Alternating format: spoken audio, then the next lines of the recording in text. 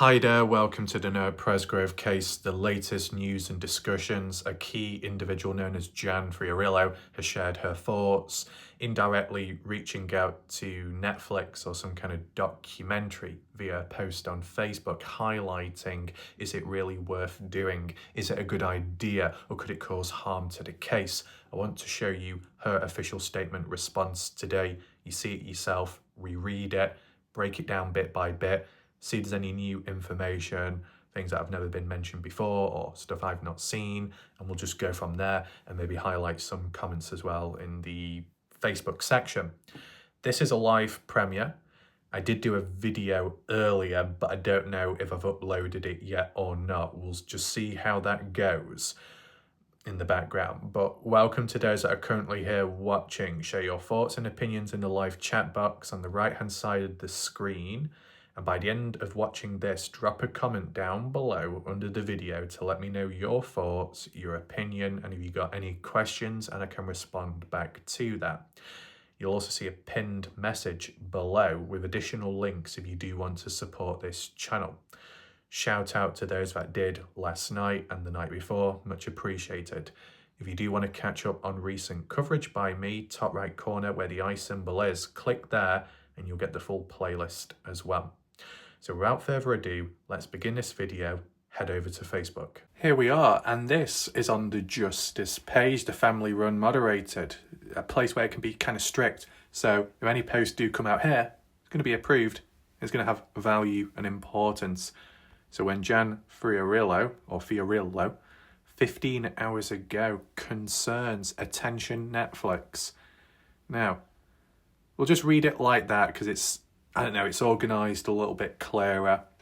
It has been reposted on the case discussion page, I believe. I don't know about the army one, but that's done as screenshots and it's a bit messy. This is all in one place and we're looking at it from the horse's mouth.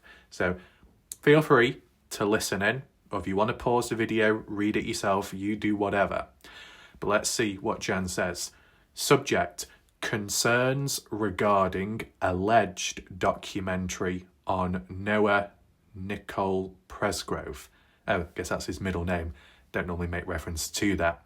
So, we've heard of a potential documentary or film crew by the hands of partners in true crime in the past. Some months ago when they went on down to Tyrrell, they were recording, interviewing and doing whatnot. I don't know if that had anything to do with the big news that's coming next as told by them. You could interpret it that way, but let's just focus for now. Alleged documentary. You may want to rethink an alleged Netflix documentary as reported by Brooke Carter. Oh, so it's Brooke Carter that's mentioned it, in recent time? Kind of interesting how people made references about, hello guys, welcome to Intelligent People Hate Me. Sapphire, I know you are there. You don't want to talk bad about me because it may cause trouble. But don't worry, I'm going to be talking in such a sarcastic tone, you'll have no choice but to talk to me. And by the way, warlike wrath, I am so obsessed with you. But I'm glad some prats really do appreciate me. I'll just keep on doing what I'm doing because it's all fine. Even though I make an idiot of myself at times, and I don't always provide evidence. Okay, let's go. I think it's pretty self-explanatory. But references to others out there posting this or that, claiming it's going to happen. And then the original source, reported by Brooke Carter, some connection in the background. Then in the past, you had the interview of Caden Pressey leaked or hacked. Shouldn't have been posted public, but I decided to do it anyway and post it on YouTube. I hope you enjoy it. Let's see what we can find from it. Yeah. And was Alicia Lee happy with that? Nope. It's a little bit of backlash. Video was taken down, and then it was made public again. Very weird or not. How did one get a hold of it? Was it passed on like past the parcel to many different people? Maybe. Who was the origins and the source of? The distributor or the leaker? Not by me, but other people have strongly claimed Brooke Carter. See some familiar names popping up over time. Why would Brooke Carter know about a potential Netflix documentary but the Noah Presgrove family doesn't? When Noah Presgrove's victim's family should know first above others. Well, at least that's how I see it, in a way.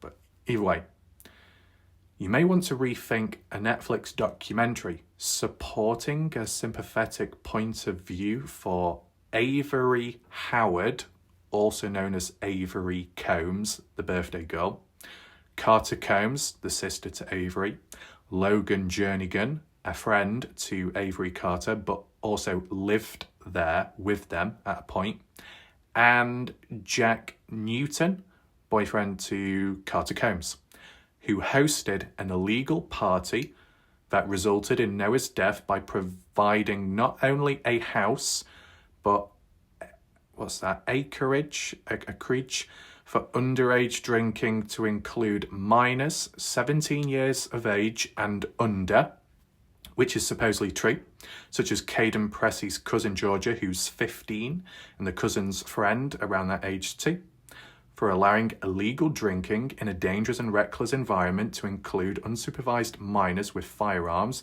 deploying, carrying firearms in groups whilst drinking, driving, riding ATVs, both on the property and on the state highway, is that true?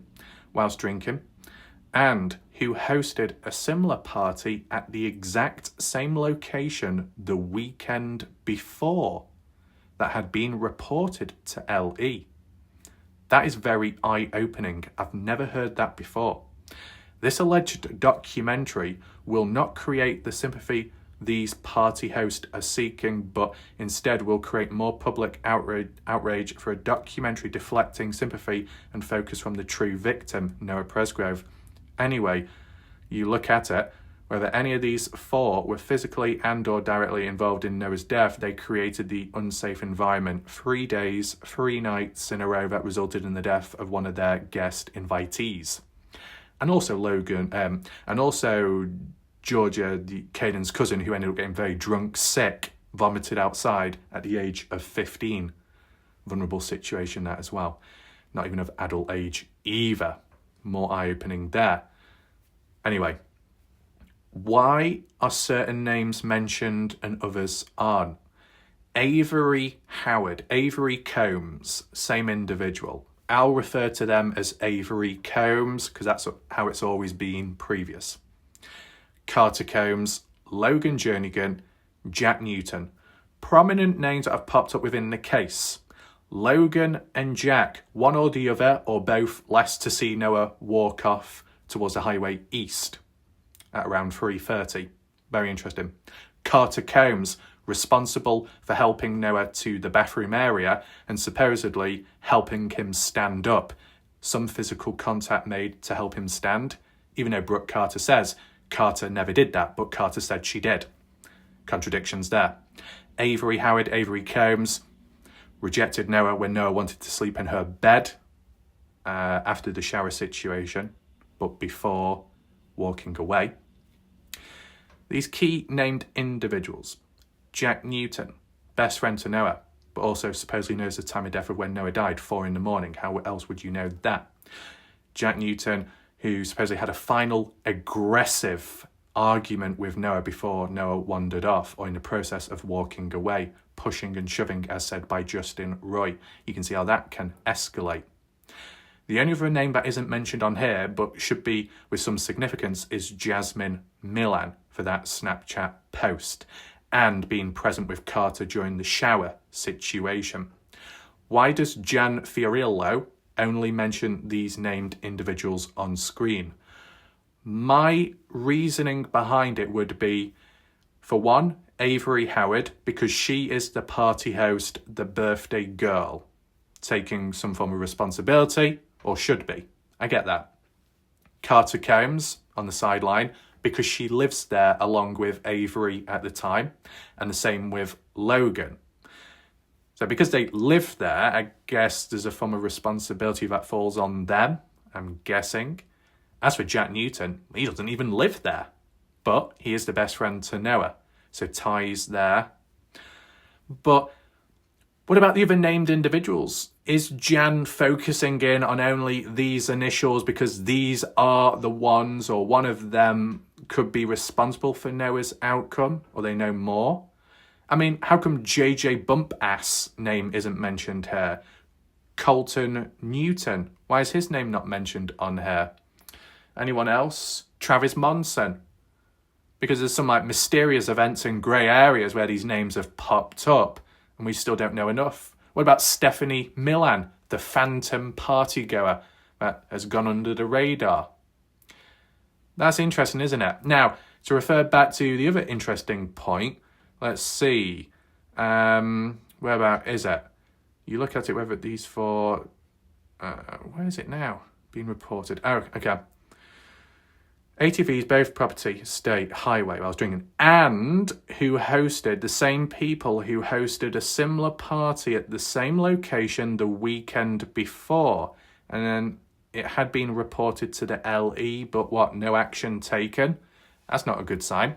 Who else was at that party a weekend before? Now, the only time I've heard it worded was that after the party, the next weekend, the following weekend, post-death of Noah, another party took place at the property.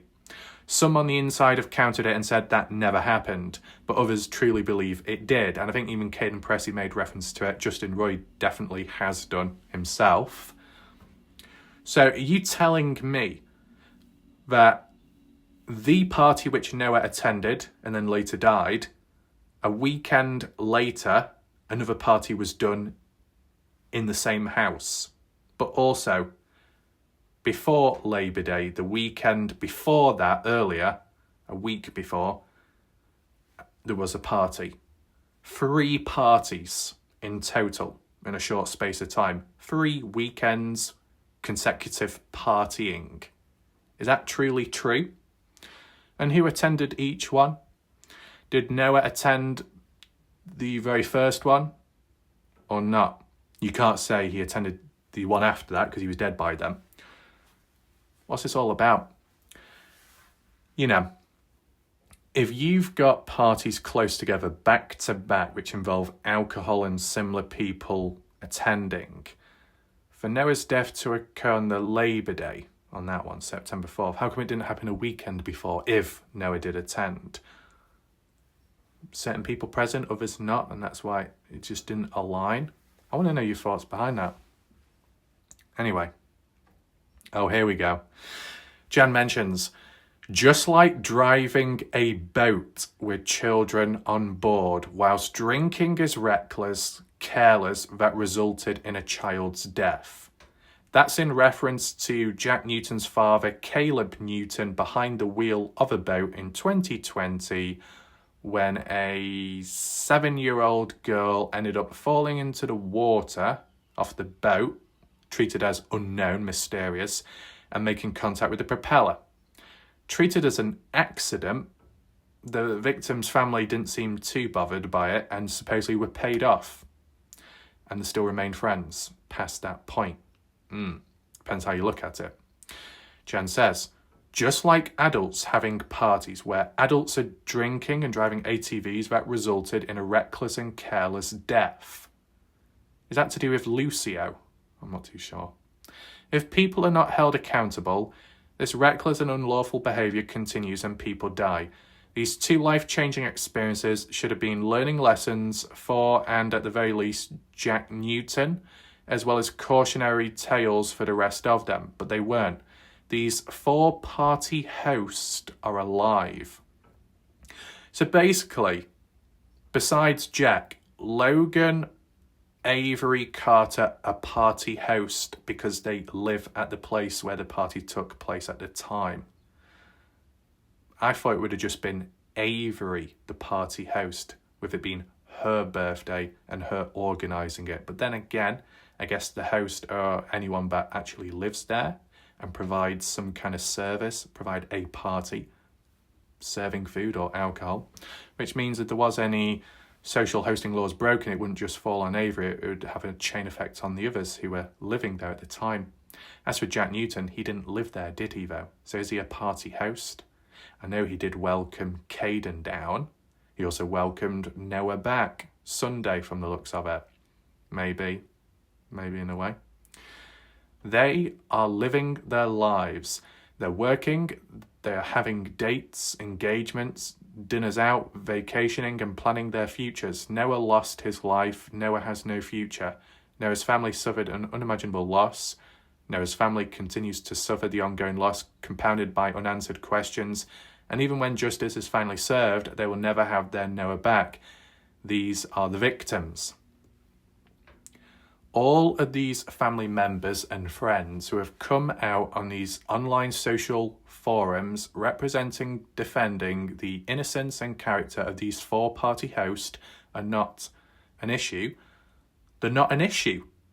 What about the Stevie Howards, the Brooke Brown Carters that have directly used threatening language to people? You're next. Oh, I'm sure Noah's family doesn't want this darkness revealed about them or about him. You better keep quiet, don't poke the mama bear. Or Colton, how about you guys come on down or meet me in Comanche or somewhere and we'll talk it out in person? Sounds a bit dodgy. Or stay out of the messages with Stephanie Millan. If you don't, I'll come and get you. I'll come and find you. Or even even Carter Combs saying to someone, I'm going to beat the duck out of you, in a private message to a viewer, right? It becomes a bit of an issue. Certain family members or friends that may have not been there at the time who have put the foot into the door, stepped on into the case to defend either their children, their friends, or whatever family connections, I understand that.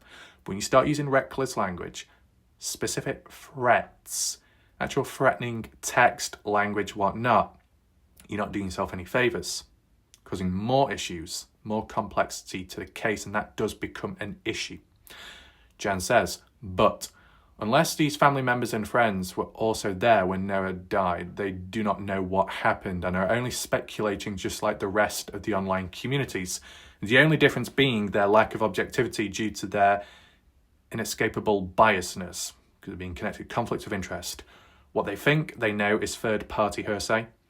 All of these family members and friends, those four who have been relentless in these online forums, have had the opposite effect of the appearance of innocence, unyielding, antagonising and badgering to others whose opinions and point of views differ from theirs, online victim blaming, shaming, belittling, demeaning Noah's family, attacking the character and reputations of people who have dedicated their time and resources in the pursuit of truth, claiming inside information from both LE and ME office, even Noah's family, victim's family, does not have, claiming first-hand information from witnesses on scene and publicly putting words, statements in their mouths, discrediting others for no receipts, who they themselves never show any receipts to support their own claims, but instead solicitate online strangers to post on their witnessing of alleged receipts of shared in private to support their claims, bragging about their deep pockets and how much money they earn a year. What was it, $250,000, as mentioned by Brooke. And not without mentioning that not only did none of these four-party hosts nor their family and friends on these social forums participate in the simple act of showing the public offer made for a legal pathway for witnesses to come forward on their own social pages, nor share the reward offer on their own social pages, nor have they helped hang posters or banners about the community for Noah.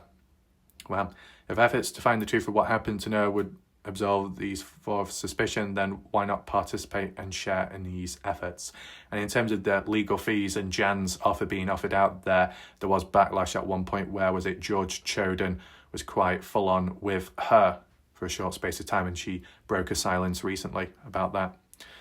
These online forums play an important role in keeping the spotlight on Noah's case by engaging the public in conversation, by debating and theorising the potentials, by discussing the facts and pieces of information that come to light in an effort to track and understand the circumstances that surrounded Noah before, during and after his death.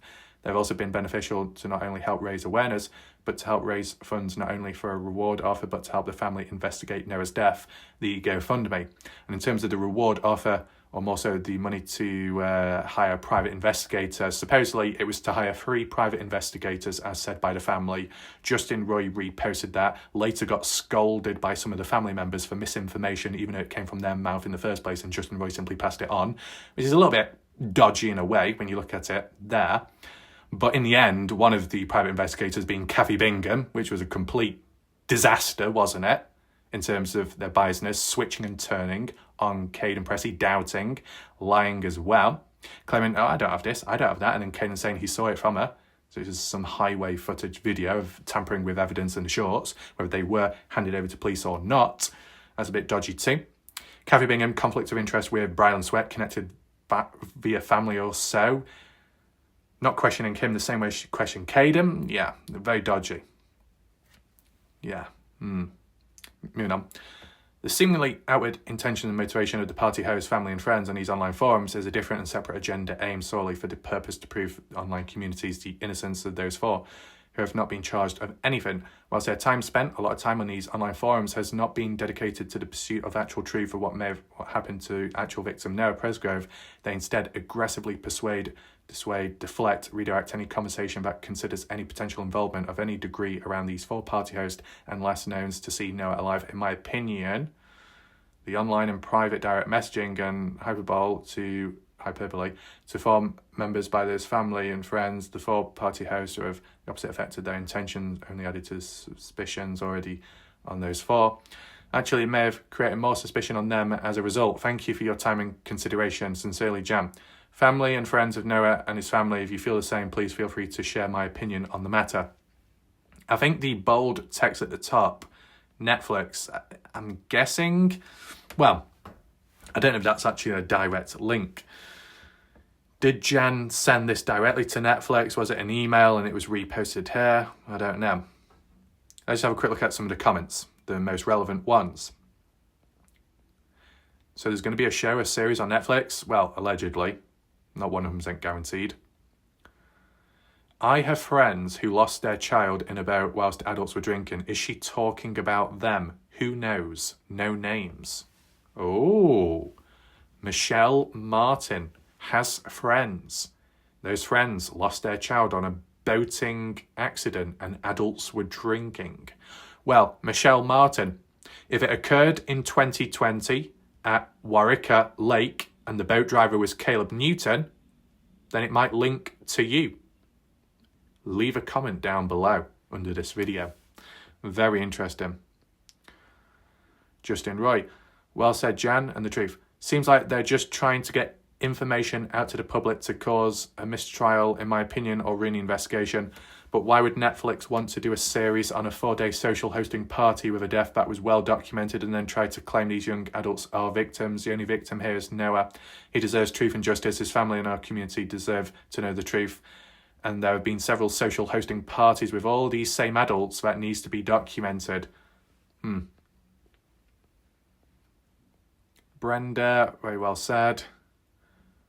Joanna, thank you, well stated.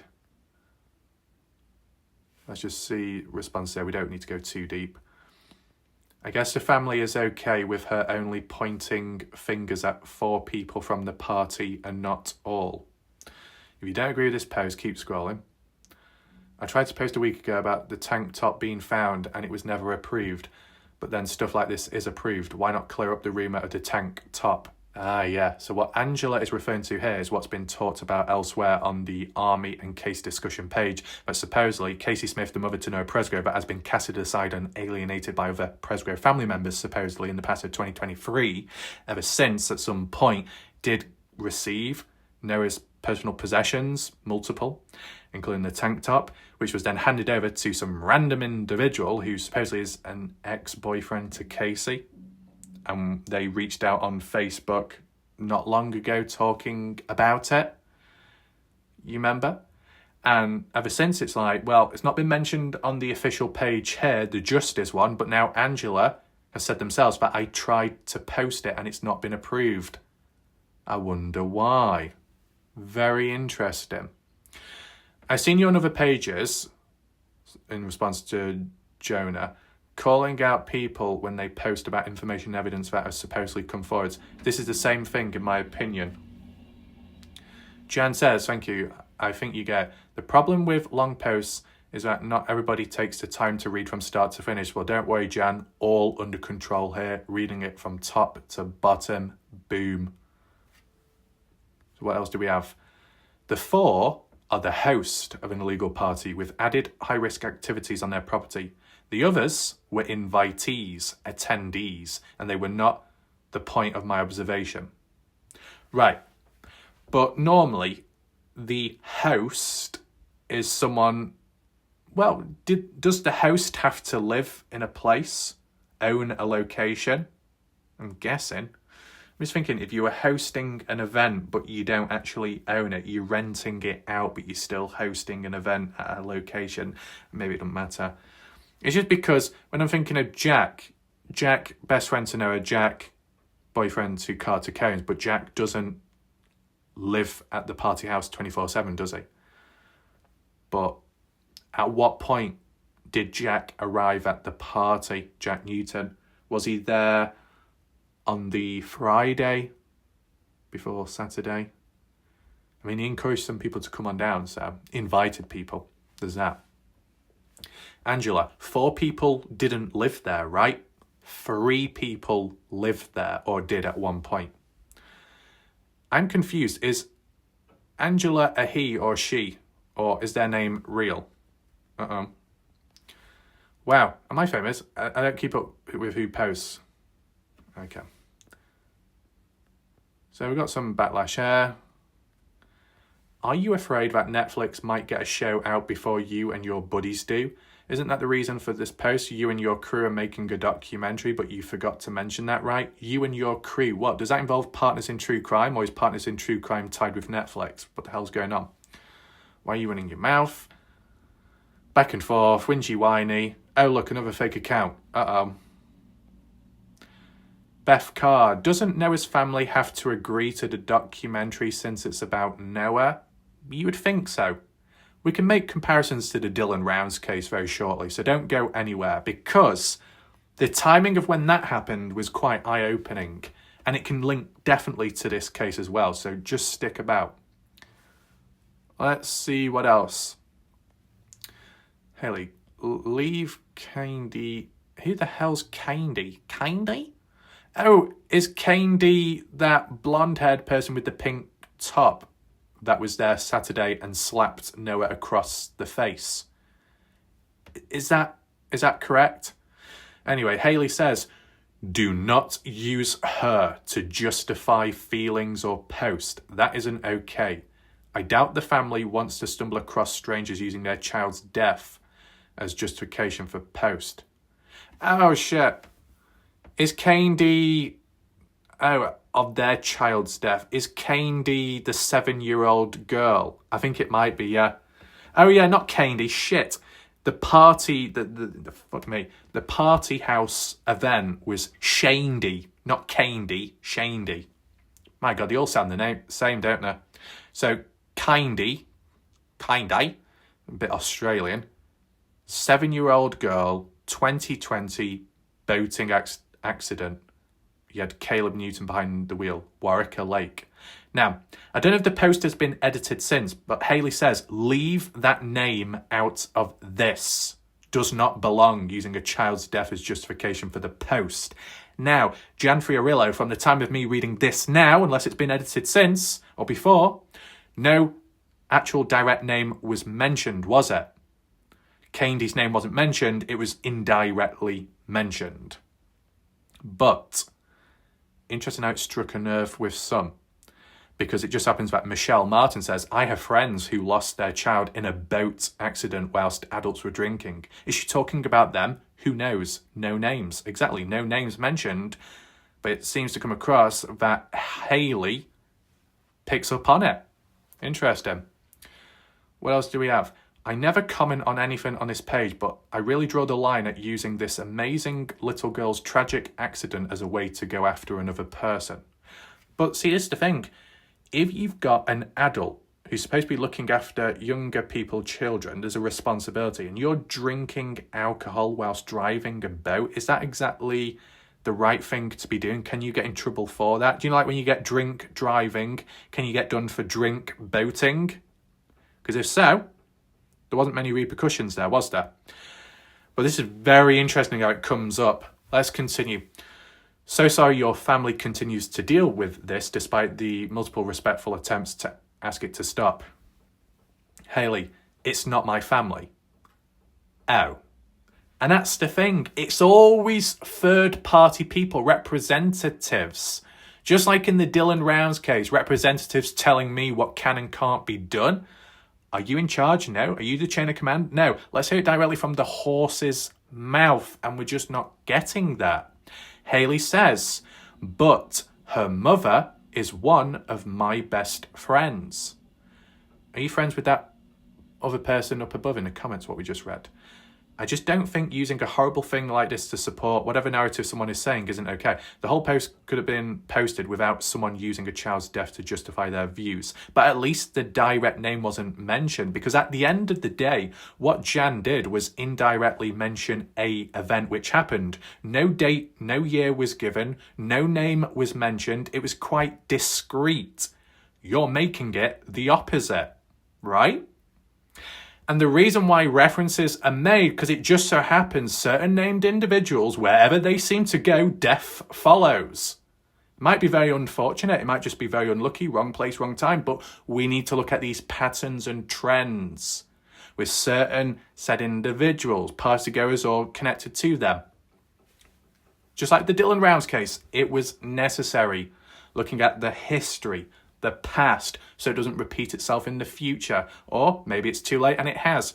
And it's about looking back to see what went wrong or what could have. The usage of alcohol, boating accident, the usage of Noah's death in a party, alcohol, seems to be a bit of a consistent theme. But as for Lucio, I just don't know too much about that. Was alcohol involved somewhere, somehow? That seems to be a recurring theme, isn't it? The alcohol part. But yeah. Now, would Hayley be able to confirm it, or Claire set the record straight in regards to money? Because from what's been said by other people online is that after the 7-year-old's death, some money was exchanged, $100,000, and they remained friends after that. How true is that? Can it be counted? Leave a comment down below. Right. Jan responds, with complete sympathy and respect, the only thing positive that ever comes from tragedy is the lesson or example learned to help avoid the same tragedy happening to another in the future. See, I'm already on the same wavelength. It's like what she's getting at here. We can be proactive and bring awareness to high-risk behaviours that result in these type of tragedies, as painful as they are, so that others don't have to endure the same pain, such as in the future. My intentions in my post were not meant for any other reason, and I hope you'll accept my apologies. I can't believe you are justifying using that baby's tragic death to point fingers disgusting. Technically, they're not a baby. They're a 7-year-old. Let's get that right, first of all. And it just so happens that an individual behind the wheel is Caleb Newton, drinking alcohol at the time. And then, to be honest with the Noah Presgrove case, links to the party itself, who knows? There's a lot of talk and speculation there. Caleb, though, being around Noah at some point, such as Sunday morning after breakfast, all hanging out together. What did they do? Who knows? It's a bit of a mystery. Anyway, Hayley says, don't try to justify your lack of judgment and compassion. Delete that part about Candy. That's how you can apologise. Family seeing this randomly can make someone spiral into a wave of grief, all because you want to use examples to fit a narrative you want. The party and Noah dying is a great high-risk example. There is zero reason to bring that little girl into it. But there absolutely was a link to be made, that in each event and situation, you got people under the influence of alcohol and others who may or may not be of a younger age. And those of a older age who may distribute alcohol or consume it themselves, they've got a responsibility to an extent to look after those around them of a younger age, and yet they don't, and it goes wrong. You got a 22-year-old party host, birthday girl, Avery Combs, Avery Howard, who's distributing alcohol out to 18, 19-year-olds, maybe 17-year-olds, and the slight chance 15-year-olds, unless the 15-year-old's Caden's cousin, for example, and the cousin's friend took it upon themselves to get a hold of the alcohol themselves. But still, there is a level of responsibility, drinking responsibly and distributing it out responsibly, that ultimately failed. And then it led on to an indirect or a direct knock-on effect to Noah's death, to an extent. And even the side-by-side rollover. If Noah wasn't drunk, he probably wouldn't have gone on the side-by-side rollover. If Noah had his own vehicle at the party house at the time and he wanted to leave, as like how he said, he wouldn't need a lift. Oh, he could drive back home safely? Nope, he probably would have rolled over, could have still died anyway. And that'll be a separate video. It might be hard-hitting, might be dark, might trigger people. Tough shit. Gotta be realistic, gotta lock in. That boating accident, you got a drunk individual to an extent possibly, because, well, let's just be fair. Let's be fair. Caleb drinking alcohol at the time. Over the limit, exact readings given? Can't remember. I don't know if a unit was mentioned. That's a key factor, isn't it?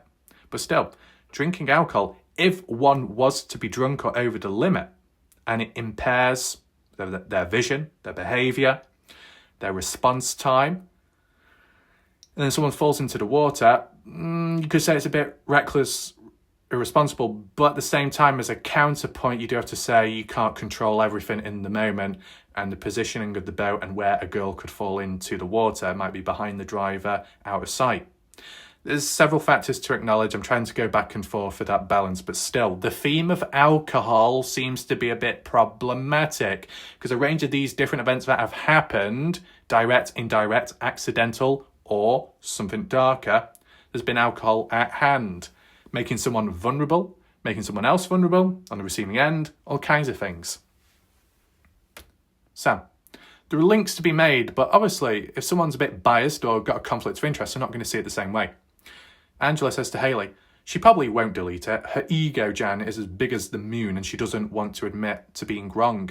Been a huge problem during this whole thing and not the first time this baby's death has been used as a tool against the partygoers. It's completely uncalled for and disgusting. It's shameful that the family would allow this to be posted with that wording in it. Now, if Angela doesn't like it that much, then why is she on this page or even in this case in the first place? I wonder.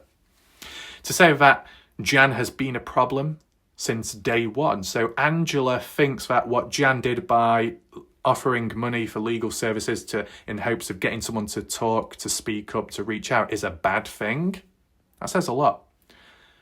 I don't know how someone could stand themselves knowing they're causing harm and fixing it. It's disgusting, should be ashamed. Kelly Woods, you are missing Jan's point. Regardless of the child's death was an accident, someone should have had to pay the consequences of the child's death. It was manslaughter and no one was ever arrested or charged. Yeah, it was let go quite loosely, wasn't it? Just like the Noah Presgrove case. I wasn't there, so I don't know who has the culpability, but the fact no one was held accountable is what is actually disgusting. Angela, it was an accident, that's why no one had to pay consequences. What do you not understand about that? Oh, is Noah Presgrove's death just an accident? Well, we'll just walk away from that as well. Never mind. Cameron, there is nothing positive coming out of this for my family with people like you. Here we go. We've got some key named individuals showing up now. Cameron, Bethany Harkins, the mother to Kindy Harkins. This is quite hard-hitting now. Let's see what the mother has to say. To Jan, there is nothing positive coming out of this for my family with people like you continuously bringing the death of my child into it. I knew Noah Presgrove and I want answers for him as well, but using my child as some kind of example for a group of 18, 21-year-old kids isn't the way to do it. None of the kids that you say are involved with Noah were involved with my daughter's accident. I would kindly ask that you leave my daughter out of your theories. There might have been a bit of a misunderstanding here, at least from how I've interpreted what Jan's been getting at. It's not that the 18 to 21-year-olds at the party, which is incorrect to say first of all, because it's not 18 to 21-year-olds Cameron, it's actually 15-year-olds up to the age of 22. Okay, let's get that realistically correct. But yeah, from what's been mentioned, it's not that the party goers were also present or responsible for that 7-year-old girl's death. It's about the theme of alcohol from the looks of it being involved at times. Unfortunate circumstances, which may direct or indirectly lead to the death of someone. And it just happens that someone like Caleb has been around different people over time, which has involved death. Not direct, but still. whether you call it just a coincidence, an unfortunate one also. But, you know, as for Cameron Harkins, who supposedly was a friend to Caleb at the time, after that boating accident, is Cameron still friends with Caleb Newton or not? Just a little suggestion, question, that's all. Hayley, and you don't know the incident with the boat, names or not. Those who know.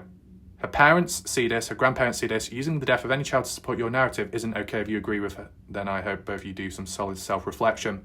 What I still find interesting is the fact that, at least from what I'm witnessing, this is 14 hours ago. Maybe the post has been edited since, but it was an indirect reference to the boating accident. No direct name mentioned. No direct year mentioned. No direct named individual. Did it mention the initial? I don't know if it mentioned the initial Caleb Newton or not, but for most part of it, it was quite discreet.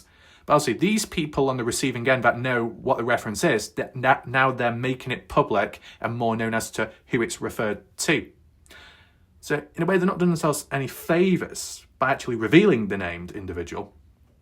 Unless the alternative is Jan actually mentioned the name Candy in the first place, and that's what's triggered these reactions. And ever since, the name's been edited out, and I'm late to the party. It's one or the other, isn't it? Where are we at now? So give me a second. Okay. I wish there was a way to sue everyone who felt they had the right to put your child's name in the mouth. I'm so sorry you have to deal with the ignorance of people like this. Angela says to Hayley, Pam knows. Who the hell's Pam? Pam Feldman Garrison. Don't play stupid, Pam. You know exactly what she's talking about. Well, I can't see her name. Kelly, that's not how the law works. What part of involuntary manslaughter do you not understand? Someone should have been charged 100%. I know that a child was killed in a moving vehicle boat. My uncle accidentally backed over his grandson and he was charged with involuntary manslaughter. I had a friend, hydroplane flipped the truck that killed his passenger. He was charged with involuntary manslaughter. Someone has to be culpable and held accountable, but that didn't happen. It's a shame and a miscarriage of justice. So if not enough action was taken, there wasn't enough proactiveness within the area. Does that tie in with the theme of the lack of proactive within the Noah Presgrove case, not pursuing it further by certain authorities? And it's like, I'll just take a seat back. Oh, it's just an accident, that's all. So you got the theme of alcohol being a problem. You got the theme of certain named individuals, wrong place, wrong time, with different deaths of people, indirect. And then you got the theme of, oh, it's just an accident, we'll let it be. See, it's not about partygoers, young individuals killing a 7-year-old, nothing to do with that. It's the other themes, the background stuff, and people aren't seeing it. Yet I am. Interesting. The mother has asked for people to stop using her job to justify going after people. Are you going to argue with her too? Are you going to ask why she's so upset? Jan didn't use names, only initials. So many people in this group need serious help. Only used initials? Well, at least to my knowledge, I did not see any initials, as in the 7-year-old girl. Unless I need to go back over it, maybe I will. Those are very sad things to happen, but not all cases are like that. The family have asked people to stop using the death of their daughter to support posts like this, period. That's all anyone can need to shut up. I've not seen that before. And if the parents aren't screaming certain people are at fault, then you and everyone else don't have the right to say what should have happened and why. Sometimes an outsider's perspective is important compared to an insider's one. An insider's one, their judgment can be blinded by biasness and emotion. Sometimes you need a person to be emotionally detached from a case to look at it as a holistic perspective. Pam Feldman Garrison, your comment is no better than the original. Stop acting like it's okay when it's not. I know exactly how the law works. Thank you. Okay, whatever. Jan says to Kelly, thank you. The point to that particular few lines in my post is that being aware of high-risk behaviours and activities that have the potential to create unsafe scenarios warrant caution and awareness to ensure these things won't happen again. And another, with the involvement of alcohol. Many accidents happen because risks are being overlooked and innocent bystanders often suffer the consequences, just like, even though it didn't happen, if Noah Presgrove was drunk, truly, and if it wasn't for the side-by-side rollover on the property, if Noah was using his own vehicle to drive back home, with or without passengers, he could have put other people's lives, general public, at risk as well if there was a crash or a collision, right? It didn't happen, but it could have. in a different scenario. More about that in a separate video. This post is not about this little girl or a particular accident, nor am I using anyone to create a narrative, but some are trying to make it about it, and some are wanting to add fuel to the fire. And not because they care, but because they're using it to deflect from the point as an opportunity to attack me. This post is about an alleged Netflix documentary with a sympathetic slant towards the party host, and that's why it's inappropriate. Unfortunately, a few people here are trying to make it about something else by bringing names and their own narratives into it. Right. So, okay, we'll get to it. And we've got to take in mind the predictions that I've got to make as well. I literally said I didn't know the facts, but I'm not here to argue any further with you, Angela. Hope you find peace. Jan says to pay him. Jan to pay him. Best to ignore these brave mouthpiece behind the fake profiles, waste of time and energy. Do you think Netflix would do a documentary without doing their due diligence? The fact that you're concerned with a documentary says a lot. Netflix would not be responsible for creating and airing a documentary full of mistruths. If you want answers for Noah, I don't know why anyone would be against Netflix coming. Oh, I'm sorry. Netflix is its own thing, but what about HLN? What about Paramount Plus? Established places, groups? Warlight Wrath, I myself appeared in a Paramount Plus documentary about the Dylan Rounds case, and how they worded it and presented that case was a little bit reckless and severely lacking key details and timestamps and phone data. Not good enough, is it? You look back, you do your research, they failed there. It can happen. HLN documentary, the Kenny Veach case. Not one reference or credit to Warlight Wrath from covering it from 2020 onwards for quite some time, and many videos made. Never seen before stuff posted, shared, analysed. And that HLN documentary, what did they do? Went down the conspiracy route, calling out people indirectly, making it sound so crazy and hard to believe, making Susan Veach appear crazy, editing out certain bits that suit someone's narrative, favouring some family members over others. Yeah, done really well. Clear agenda there. One against all? Kind of. And to refer back to the Paramount Plus documentary that Warlight Wrath myself have appeared in, what went wrong? Well, besides lacking detail, it just so happened that a clip was used of me without my consent, and it was edited to make it sound like I was stating a conspiracy was a fact. It wasn't even me saying it.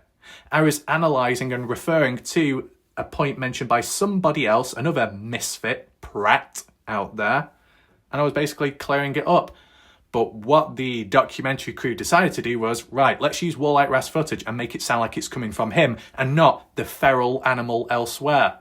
Yeah, that's done really well. So when it comes to Netflix, they could mess up as well.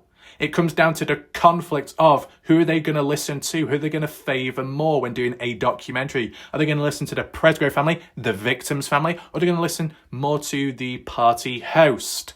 Oh, the party host, they're the victims in it all. What about Noah? Will there be one thing overshadowing another? See, this is where Warlight Wrath needs to step on in with these predictions. And we'll be doing that in just a second. Let's move on. I won't be sure the family even see this. Well, they're dead. Just above. Jan had a niece die of an accidental gunshot and no one got charged. Really? Wow. Paula says to Haley, actually, everyone does have a right to voice their own opinion. Most of these posts probably won't be here. There haven't been people that won't be afraid or simply didn't want to come forward about Noah. Beth Carr says, I see Noah's family going through the same. These senseless deaths need to stop happening in this county. I was shocked to see so many surrounding this Caleb Newton person. What the hell happened to this county and people? Very saddening. And why isn't Ellie upholding their oath in that county? They like to twist everything to fit their narrative. What they don't realise is that they're hiding behind anything as an IT can, and we'll connect the dots. No one knows the incident at the boat because there was no investigation. We do know, however, Caleb Newton was driving that boat drunk. Yeah. But it does justify their views. No one is using that child to do anything, but the incident proves character, and there is a young man dead and no one knows why, so the mystery behind it. Jan says to Kelly, Scott Boatman, who commented above was a contract labourer who worked for me on and off for over 30 years. I stopped using Sky over 2 years ago due to job performance issues. No secret. Also not a secret that my niece was killed in an accidental firearm discharge in her home in 2015 at the age of 10. Her 14-year-old brother, my nephew, was cleaning or about to clean a very old gun that had been passed down to him from his great-grandfather. The mother, my sister-in-law, was also in the room. My brother was out on the farm working. My nephew was raised around guns and hunting from birth and had taken several safety courses throughout the years, whilst her parents, brothers, grandparents and uncles, cousins and friends sat by my niece's bedside in an Oklahoma City hospital while she was on life support for days waiting for her organs to be donated. Ellie completed an investigation at my brother's home and concluded her death as an accident. I cannot describe to you the insufferable amount of pain and suffering that my nephew went through, along with his parents and brother and our entire family. Many online communities discussed my niece and my brother's family for months, or so we were told, as it was big news at the time. We did not engage with the internet strangers nor follow any media or comments. And we asked extended family and friends to do the same. Even though it's painful for me to even write this comment as I tear up, I hope that all the online chatter around her tragic accident helped raise awareness to how fragile life can be and how quick and dangerous firearms can be, even in the hands of experienced gun owners. I hope that tragedy and awareness around it may have helped someone else's family from the pain and suffering my nephew, my brother and family went through, still goes through. There was no reckless or careless behaviour involved, nor was anyone drinking, nor have there been any tragic incidents since. The point to Scott bringing up my niece's tragedy was intended to hurt me or somehow discredit me or to cast a shadow on my family's tragedy, which was by far. So it's got very dark quick, hasn't it? Now, I wouldn't agree, so you're mistaken. The mother, the little girl, has asked people to stop bringing her up. That should be enough. Be suspicious of me all you want.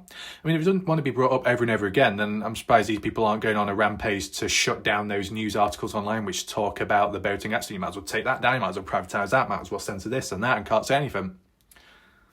Oh, Stephanie Bacon as well. Can't see her name. If no investigation was done, how do you know he was drunk? The mother has asked for her daughter. Well, basically, the police were there, and it said in an official news article that they could smell. I mean, yeah, there's one thing drinking alcohol and then there's another being drunk, as I said earlier. As for measurements, I don't remember that being mentioned, which is very unfortunate.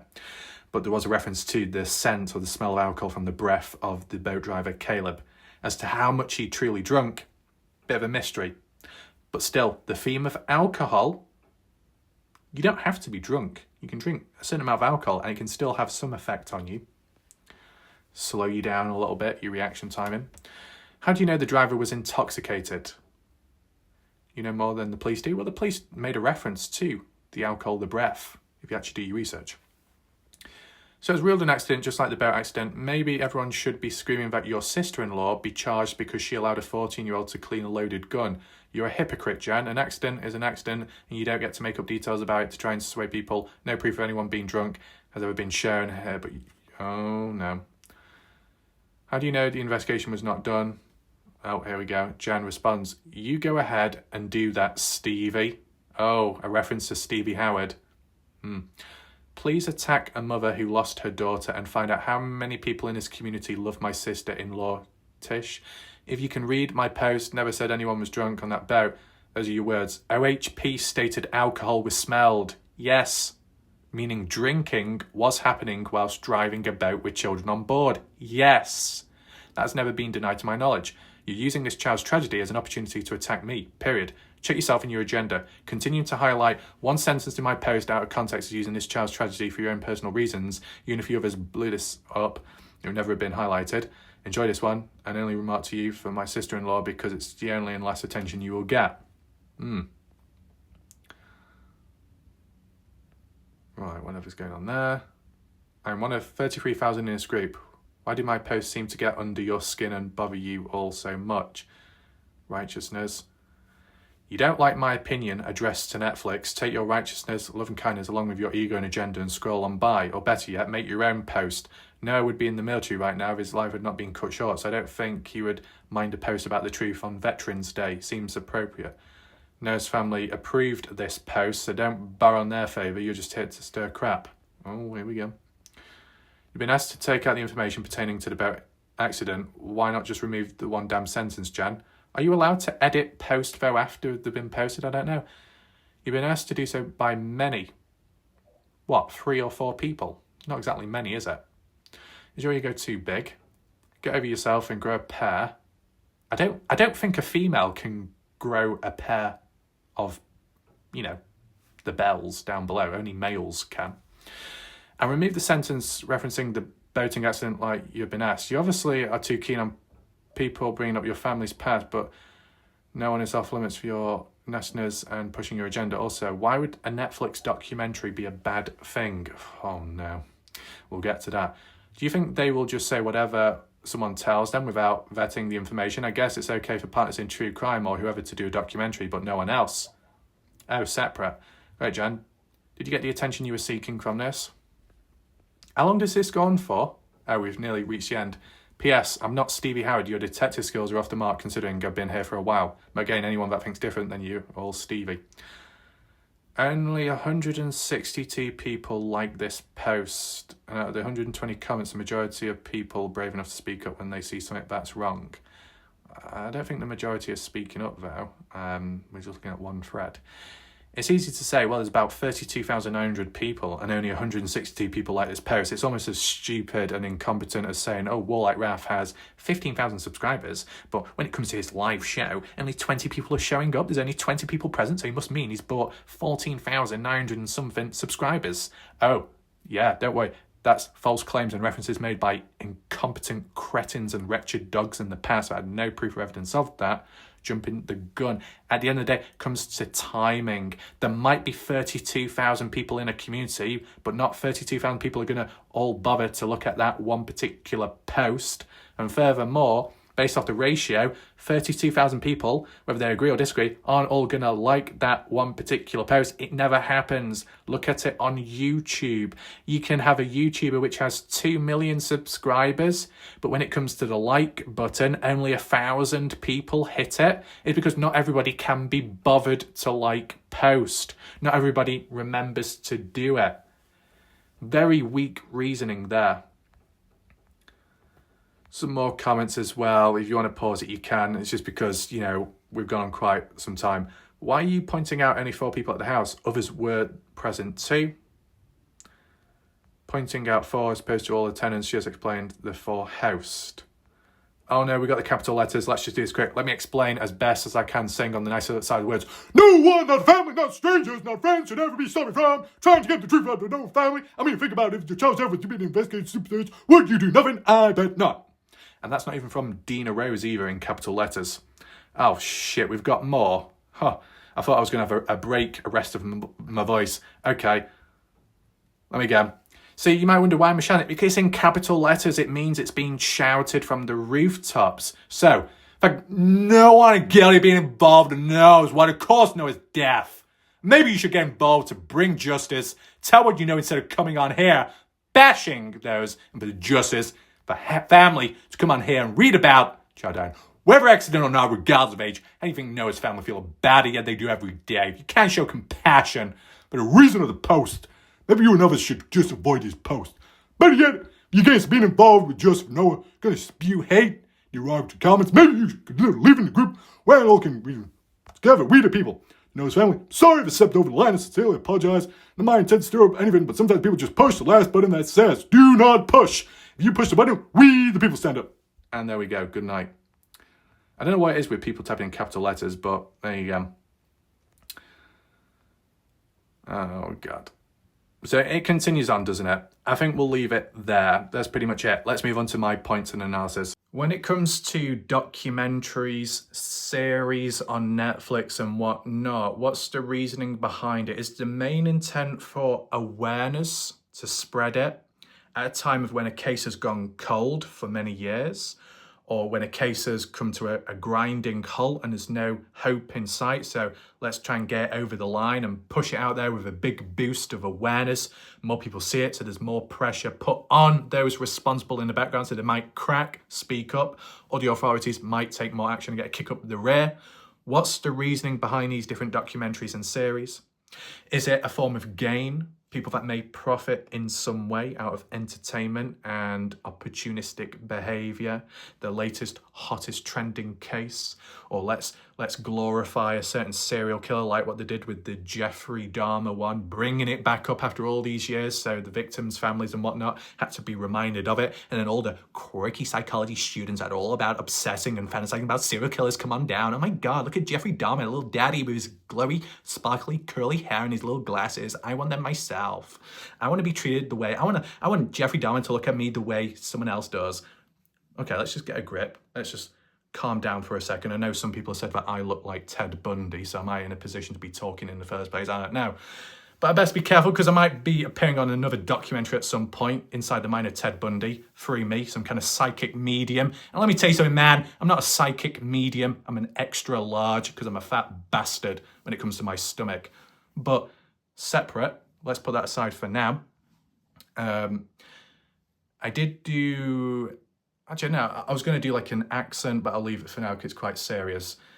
I did it in a previous video, so just be on the lookout for it if the video does come. But it's the timing that could be considered a problem with the Noah Presgrove case. Is it the right time to be releasing a potential documentary or series when the case hasn't even been solved yet? The next question then would be, well, if it's poor timing, what's the aim behind it then for it to be justified? To get a push because the case is fading, to spread that awareness? It's come to a grinding halt, so this needs to be done to get over the line. Not the first time something like this has happened. People could say, it's probably not a good thing, a documentary, at this time. It's just not right. It hasn't gone to court, case hasn't been solved, there's not been any justice, none of that. It's just not right timing. The Dylan Rounds case happened in 2022, 28th of May. A documentary was done towards the end of the year, and it was released in 2 parts. Before, I mean, in terms of when it reached ahead in the case, actual progress, owning up, plea deal being made, body being found of Dylan. Hopefully I didn't get mixed up with Noah's name because sometimes it slips in, but Dylan Rounds, James Brenner being the killer. 9th of April 2024 when it happened. Documentary in 2022. Dodgy timing, of course. What can they do? What can they say, especially when a case is ongoing and certain details probably can't be revealed? What can actually be said? Well, in the Dylan Rounds case, it was just part 1, old story, the original timeline, leading up to radio silence by Dylan, and then the possibilities after that. The second part of the documentary included a bit more, I think, which came out maybe in 2023, roughly or so. But still, documentary never made reference about the plea deal or the body being found because that was years later. So the timing of it is a bit weird. Normally documentaries, you think of history, it's looking back at past events, learning from it so it doesn't repeat itself in the future. Can you do the same actively looking at something that's ongoing? Maybe, but you don't get that full holistic perspective or that full recap in the moment, is it? I mean, I've got to show some understanding because, do you know, when it comes to me doing my videos, obviously I'm not really doing a full-on documentary, but a lot of true crime channels will tell a story from start to finish in one video. Long format, short format, summary, whatever. I don't do that because it can be a bit overwhelming and a lot to process, especially on a day-to-day basis or so. It just wouldn't be possible. Obviously, I would slow down, but it's just not me. I've done it a little bit here and there, and I can do it, but not the same style. So what I more so do is with active cases or a cold case on a day-to-day basis, or when I can at least, looking at one thing bit by bit, as it's easier to do and there's a better flow to it. To try and comprehend it all in one go, in one space, wouldn't be possible, but if I had to do like a recap of it all, it would have to be in the future once it's reached ahead. Then you can do a documentary recapping it all from start to finish so you get that full understanding. You can't get the same full understanding with a documentary which is half complete or half finished when the case is still ongoing, because there could be much more that happens in the future which won't be acknowledged in the documentary because that's ahead of its time. Documentaries in the now, and that's a bit of a problem. So If it's a series, could that mean so much is going to be done now and then so much later? So it's spaced out.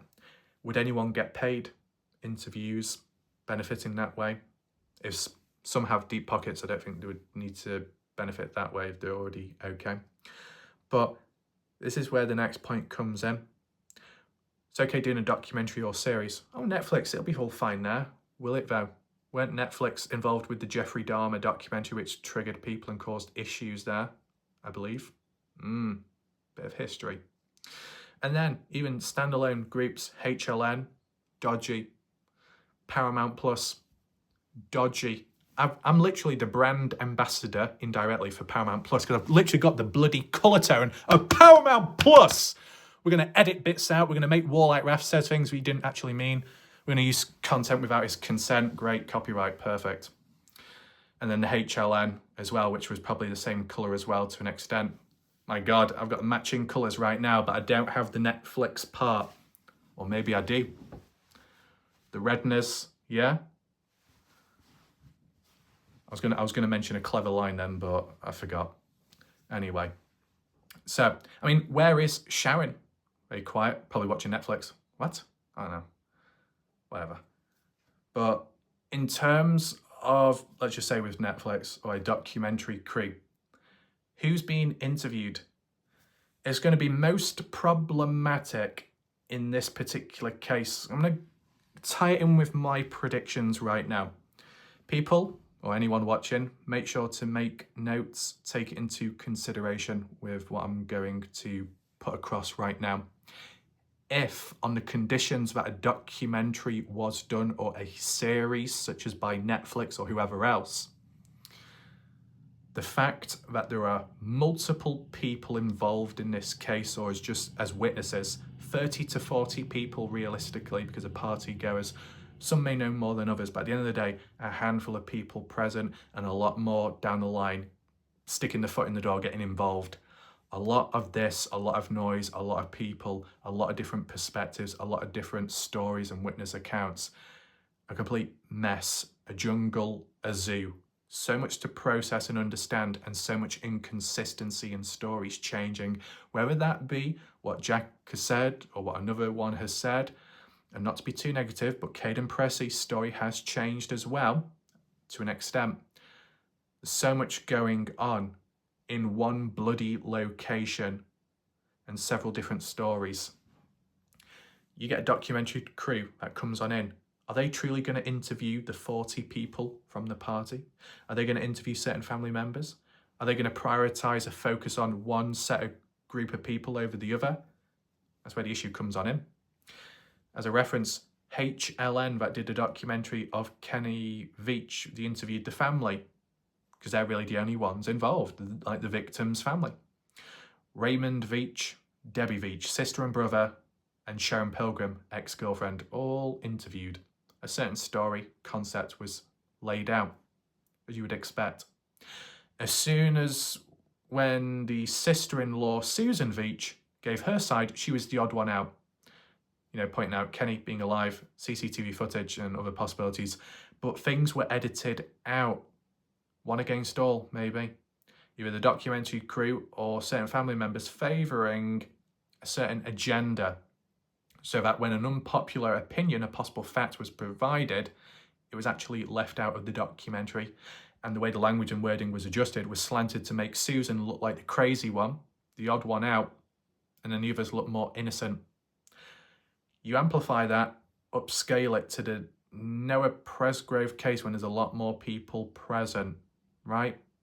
In terms of the Dylan Rounds case, that was a lot more controlled, even though there was a lot of talk and a lot of bollocks going on online by a range of different so-called experts and so-called locals.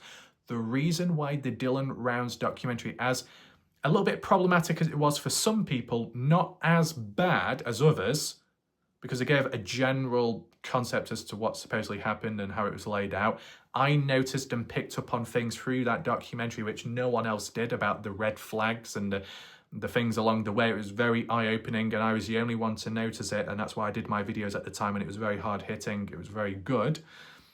I still don't forget what they did to me there in terms of my image and how they worded it. That'll never be forgotten. And I did do a video myself defending myself because it was very needed. You can always look back, you'll find it, of course. But yeah, in terms of the Dylan Rounds documentary, that was more controlled because it was a story told from the actual parents, the victim's family, the parents' point of view, from Candice Cooley, the mother, Justin Rounds. I've got to be careful in my winning because when I think of Justin Roy, but that's a Noah Presgrove Case. Justin Rounds, the father to Dylan Rounds. And then you had the grandparents as well. And was there a person called Debbie or something? It's been a while. But basically, it's the family of Dylan Rounds telling their side of the story, what they knew of, the last contact with Dylan, etc. Did it show a full perspective? Maybe not. And outsiders thought, well, you're not included us in what we've got to say, but maybe for good reason, because it was a bit of a shit show at times, wasn't it? Keeping it controlled with a small group of people, you get a more focused, concentrated documentary. And as long as the truth is told, that's what matters most. The Noah Presgrove case consists of the Presgrove family, the victim's family. That's where the documentary should really orbit and focus on, shouldn't it? But will they? Or could it be prioritised to the Millan family, the Newton family, the Howard Millan family, things like that? Range of different families, long lines and established ones out there or spread about. Which family is going to be prioritised within a potential documentary of the Noah Presgrove case? And wherever it's prioritised, that will shape the direction and the narrative of the case as a whole. And I think it could go very wrong. If it is potentially more focused on other partygoers beside Noah, things could be overshadowed. I mean, a great form of ammunition that could be used to create an emotional response would be when it comes to Avery and Carter Combs and Logan Jernigan, partygoers, supposed party host, living there at the time and then beyond, having their property damaged, being stalked, being harassed, receiving all kinds of negativity and dangerous situations, experiencing, having an unknown stranger drive down the dirt road to do a turnaround whilst recording the footage, and someone like Logan Jernigan in June or July made a comment about it on Facebook, having a go at me. I wasn't the one bloody driving. Are my arms that long that I can reach across the US? I don't think so. But how it was originally posted was by another stranger that was passing by the area, recorded from the outside just to show a perspective of what the area looks like, when the actual bloody party footage is not present because some of it's deleted, other bits are scattered around like ashes and it's hard to find. A little bit more competence, better perspective of the area, understanding the geographical profile of the location too. Yeah, better understanding. But it was lacking, incompetent, despite so many people present, so much social media coverage, it's still lacking. But someone provided an alternative perspective with time. And when that did happen, at night time, you had Logan Jernigan, Carter Combs, Avery Combs eating lasagna. Oh my God, how does Walleye Graf know what lasagna they're eating? Did they put a bit of salt and pepper on as well? And additional cheese? Was Walleye Graf looking through the window with binoculars? As some people would say, hello guys, you know who I am. If you don't, basically intelligent people hate me, but I got some new news that Walleye Graf was actually there at the party. And many more things to come. Safia Moffat, I hope you're there. I can whisper it as well, but I'm sure you won't like that. Any references, I'm sure people will know, because I basically can recreate other humans, as you know, when it comes to the voice, body language, behavior, accents, all that. But aside from being sarcastic, in case some people didn't think that, because I can basically dress up as a cowboy and people honestly think that I'm the sheriff of a certain state of the US. I can put a US badge on the side of me and I could be Secretary of State. I could paint myself green and people will think that I am Shrek. That's how gullible some prats are within this case and community, and we know where they come from, and some are Yeah, pretty obvious. But reference to the lasagna, I didn't look through the window. What was mentioned by the horse's mouth, Logan Jernigan on Facebook, that said they were eating lasagna. Do we really need to know about the life stories about that? Not really. They gave that descriptive feature. At the time when they were eating, and on the outside, unknown to them, was a stranger driving on down. Private property, but at the same time, others have said it's not private. Okay. So I just wanted to bring that up. At the end of the day, it's just like examples where it could be portrayed to make it sound like the party host or some of the attendees, not attendees, the ones that live there, are the true victims and not Noah. Oh, this person's a victim. That person's such a victim, but by the way, they said they were going to beat the F out of somebody. Oh yeah, such a victim. And that person said, you know, if we were responsible, we would have done a better job at disposing of Noah and no one would have found him. Oh yeah, such a victim type mentality to have. No, incompetent. Poor language. Basically, if you used to do a documentary of the Noah Presgrove case, you might as well just do a documentary of piss poor language and, you know, inappropriate wording and all that and miscommunication. You could do a whole documentary just on that besides the case. So I just thought I'd just mention it right now. But my predictions are that if it focuses on a certain family or certain individuals, it could really overshadow the true victim, Noah Presgrove. And what does it do long term, the damage? Whether there's an agenda or not, it could create like the potential view of certain individuals are crazy or too passionate. Who knows? Even Justin Roy could be portrayed in the documentary or series, unknown to him, seen as a obsessed individual. That's just an example. That's not coming from my mouth, but what I'm getting at is, depending how a documentary goes and who they interview, if they interview people that have been on the receiving end or just don't like Justin Roy, they could drop that name in and say, you know what, don't trust him. And then it could damage people's credibility with time. This documentary could have lasting long-term effects on certain people and overshadow the true victim, Noah Presgrove, but then also bring other people's names into the documentary. And it could become a bit of a mudslinging match or whatever's present about. I think it could be a bit disastrous. The fact that there are so many people, so many voices, how many of them are truly going to be interviewed or involved in a documentary? Either all, and it's a complete mess and shit show, or it's going to be selective and it doesn't give that full representation of what happened and other events. And it wouldn't surprise me if certain events are completely ignored or diminished, like, oh, an argument between Noah and Jack, well, it doesn't matter, that was resolved anyway. Oh, and as for the Monday one, nah, that doesn't really matter, we won't really include that. As for the side-by-side, oh, it was very simple, not much bad happened from that. Oh, but supposedly, Noah had a bloodied nose. And what others have quoted, because I can't fully remember, I'll be honest with you, the autopsy, supposedly, a broken nose. Oh, maybe that was caused from the side-by-side. Oh, we don't need to mention that. There's visible blood and blood loss even before Noah's dead. That's pretty significant in itself, but no, we won't mention that. But who mentioned it in the first place? Ken Pressey, who saw a video timestamped at 2:40 AM of when the side-by-side rollover did happen. But oh no, it's just a simple side-by-side rollover with a bit of dirt. Never mind about the blood, just have a little shower here and there. Oh yeah, and move on. I think it's going to be very problematic. That's if it does happen. And if on the condition that a certain set of individuals are interviewed and others are ignored, and if it prioritizes one family over the other.